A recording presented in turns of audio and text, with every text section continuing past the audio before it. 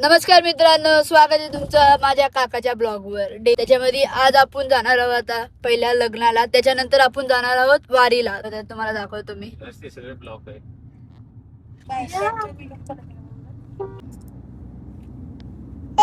कुठे चाललाय तू?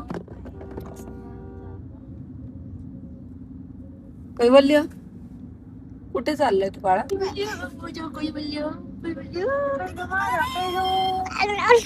आलो आलो थांब आलो. एक लग्न आहे इकडे, आता आपण पोहोचलेलो आहे.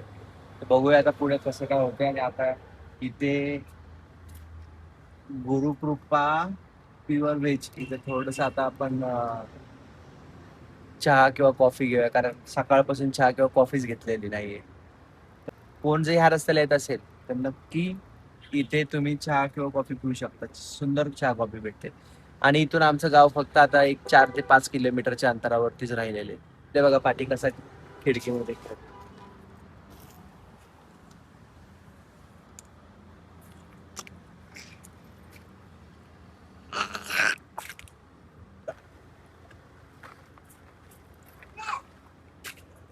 कैवल्य ना एवढी मस्ती करायला लागलाय ना हल्ली, काय सांगू. आणि जर कालचा ब्लॉग जर ऍक्च्युली आज ब्लॉग तुम्हाला बघायला भेटलंच नसेल, कारण आम्ही ब्लॉगच केलेला नाहीये. ब्लॉग न करण्याचं कारण हे की आम्ही गेलो होतो एका ठिकाणी, तर तिथे गेल्याच्या नंतर ना आम्हाला पूर्ण दिवस ब्लॉग नाही करता आला, कारण थोडं एमर्जन्सी म्हणा किंवा एक हॉस्पिटलचं एक काम होतं तिकडे आपलं, तिथे गेलो होतो. मग तिथे काय ब्लॉग वगैरे आपण केलेला नाही. लग्न करायचं, एक लग्न अटेंड करून त्याच्यानंतर ना आपल्याला सासवडला जायचं, कारण आज दिंडी सासवड मध्ये येणार आहे. तर आपल्याला तिथे सासवड मध्ये जाऊन दर्शन घ्यायचंय आपल्याला ज्ञानेश्वर माऊलींचं. तर बघूया पुढे कसं काय होते. बाय. गावचं मंदिर इथं धरायचं. हे होतं आमच्या गावचं ग्रामदैवत, जिथे आपण आता दर्शन घेतलेलं आहे. आणि इथे आतमध्ये आमचं घर आहे, जे की तुम्हाला आता दाखवता येणार नाही, कारण आम्ही आता एकदम घाई गडबडीमध्ये आहे. असा होतं आमचं गाव. ते गावाला आलो तर आमचा वाडा पण दाखव, जो तुटका मुटका राहिलेला आहे. खेळायचे तुम्ही हाव काय खेळायचे? पारंब्या. पारंब्या. आता आपण आलेलो आहे आपल्या मंदिराच्या बाजूला. हे वडाचं झाड आहे, खूप जुनं वडाचं झाड आहे.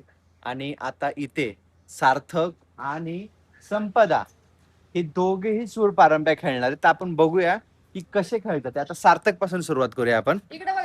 आणि सार्थक कडे बघण्याच्या आधी हे पहा, कैवल्य सुद्धा खेळतोय सूर पारंब्या. वा पद्धतीने सूर पारंब्या खेळणार आहे आपण. बघूया हे पहा. वा आपण तुम्ही बघितलं आता सार्थक कशा पद्धतीने खेळलाय सूर पारंब्या.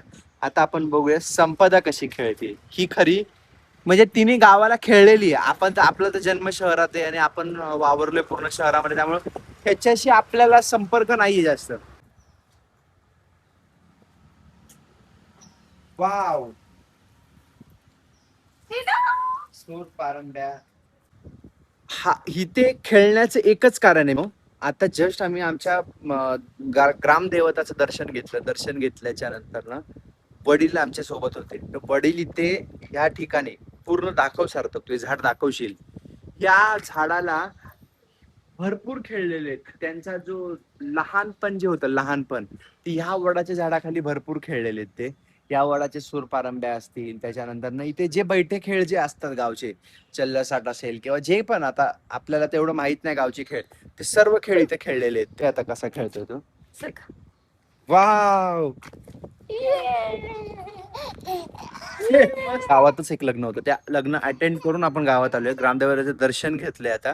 आणि ही जागेवरती आता जे तुम्ही बघितलं ब्लॉग मध्ये, हे सर्व खेळ करून आता आपण निघालोय सासवडकडे. आपण आता निघतोय इथून. तर बघूया आता पुढे कसं काय होते वाटेमध्ये. बाय.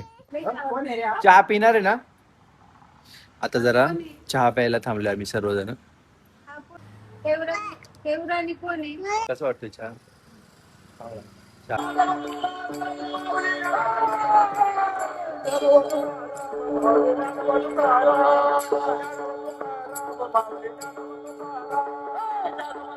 विठ्ठल विठ्ठल जय विठ्ठल, हरी विठ्ठल. विठ्ठल विठ्ठल चंद्रभागेच्या